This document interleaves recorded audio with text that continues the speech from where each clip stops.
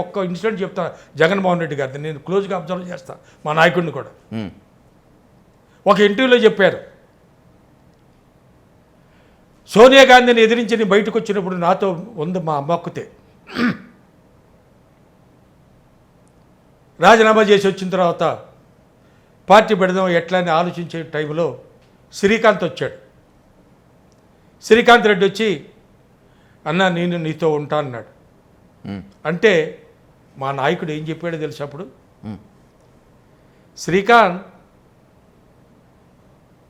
నేనేదో ఒక యుద్ధ రంగంలోకి వెళ్ళబోతున్నాను, నేనేదో ఆలోచించి నా ఆశయాలకు మా నాన్నగారి కోరికలకు ఏదో చెయ్యాలని నాకు తపంతో నేను వెళ్ళబోతున్నాను.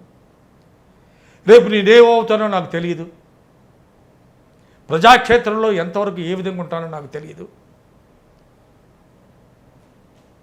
ఒకవేళ నాకు ఏదైనా అటు ఇటు అయితే ప్రజాక్షేత్రంలో తినటానికైతే లోకాలేదు కదా, నీలాంటి వాళ్ళు ఎందుకని నేను అన్నాను.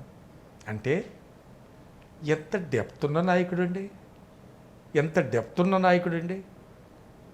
అంత డెప్త్గా ఆలోచించి ఇవాళకి ఉందే మనస్తత్వం. కాకపోతే అది మిగతా వాళ్ళకి ఎవరికి అర్థం కాదు. ఆయన చెప్పుకోడు, ఆయనలో ఉన్న ఇదేంటి ఆయన చెప్పుకోడు.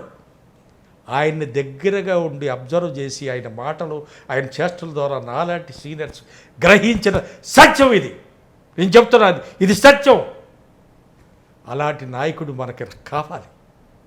మన ఆంధ్ర రాష్ట్రానికి ఈ కులాలు మతాలు మధ్య కొట్టుమిట్టాడుతున్న ఈ దరిద్రపు కొట్టు ఈ రాజకీయ సిస్టంలో ఇవాళ అసత్యమయ రాజ్యం వెళుతున్న ఈ పరిస్థితుల్లో జగన్మోహన్ రెడ్డి గారి లాంటి నాయకుడిని మనం కాపాడుకోవాలి, తెచ్చుకోవాలి, మనం నిలబెట్టుకోవాలి. జగన్మోహన్ రెడ్డిని ఈ స్థాయిలో ప్రేమిస్తారు కాబట్టే, ఈ స్థాయిలో అభిమానిస్తారు కాబట్టే లోటస్ పాండ్ నుంచి కాదని తాడేపల్లి తీసుకొచ్చి ఈ తాడేపల్లిని మరి ఇంకో లోటస్ పాండ్ చేశారు మీరు. అట్లాగే అదేం కాదు, ఆయన ఇటేపు రావాలనుకున్నారు. రావాలనుకునే టైంలో మరి ఎక్కడ ఏంటి అనుకుని డిస్కషన్లు వస్తే సుబ్బాడి సారును వీళ్ళందరూ తెలుసు, ఆయన అంతకుముందే పరిచయం కాబట్టి పిలిచి ఇట్లా అనుకుంటున్నారు. ఏంటంటే అప్పుడు ఇట్లా అనుకుంటున్నారు, ఈ ప్రాజెక్టు కూడా స్టార్ట్ చేసాం అప్పుడు రియల్ ఎస్టేట్ కింద స్టార్ట్ చేసి ఇట్లా అవకాశం ఏ అన్నా ఇటు అక్కడ పరిస్థితి ఏంటి అని అడిగారు. నేను విశదీకరించాను.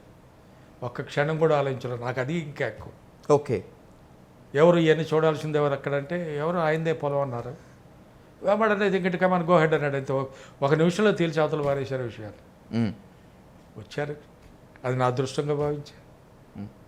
ఇట్స్ నేను చాలా గర్వంగా ఫీల్ అవుతా. ఓకే, ఆ గర్వంతోనే ఇంకా నా నాయకుడిని నిలిపించుకోవాలి, నా నాయకుడు కావాలి. నా జగన్మోహన్ రెడ్డి గారు ఇంకా 4 కాలాల పాటు ఈ రాష్ట్రాన్ని పరిపాలించి పేద బడుగు ఈ జాతికి అందరికీ కూడా తోడుగా ఉండాలి. వాళ్ళందరూ ముఖాల్లో నిజంగా నువ్వు చూడాలి. ఆ రోజు నిజమైన ప్రజాస్వామ్యం, దానికోసమే ఎదురు చూస్తున్నాం. చివరి ప్రశ్న వేమారెడ్డి గారు, ఇది చాలా ముఖ్యమైన ప్రశ్న. అవసరానికి వాడుకొని వదిలేస్తాడు, వదిలేస్తున్న వాడు ఎక్కడున్నాడో కూడా పట్టించుకోడు, ఆయన్ని మించిన సైకో ఇంకొకడు ఉండడు అనేటువంటిది జగన్మోహన్ రెడ్డి గారి మీదటువంటి ఆరోపణ. ఏంటి మీ ఆన్సర్? దుర్మార్గపు వ్యక్తులు చేసే కామెంట్ ఇది. ఆయనతో లబ్ధి పొంది ఆయనతో ఇంకేదో కావాలని ఆశపడి ఆ ఆశలన్నీ నెరవేరక పక్కకెళ్ళి ఆయన మీద చేసే మాటే. ఎవడండి సైకో? ఇప్పుడు చెప్తున్నారు సైకో అని అంటున్నాడే ఆ పిల్లగాడు, అతను సైకో. ఒక్క చర్య ఒక్క మాట చెప్పమండి వాళ్ళు జగన్మోహన్ రెడ్డి గారు ఎవరి గురించి ఏ విధంగా తక్కువగా మాట్లాడిందో. అప్పుడేదో అన్నారండి, ఒక చిన్న మాట అన్నారు మీరు. అది తప్పిస్తే ఎప్పుడైనా ఏ విధమైన ఎవరి గురించి అయినా తక్కువ మాట్లాడిన విధానం ఉందా? సంస్కారం ఎప్పటికీ ఎంతో సంస్కారవంతంగా మాట్లాడతారు ఆయన. ఇప్పుడు ఒకటండి, ఇవాళ ఒక మీడియా, పెద్ద పెద్ద మీడియా కొన్ని చేతుల్లో పెట్టుకున్నది ఈ బుర్జువన్ మెంటాలిటీ ఉన్న వీళ్ళందరూ కూడా వ్యవస్థని ఆడించే ప్రయత్నం జరుగుతుంది సార్. ఇది దీనికి అరికట్ట పడాలండి.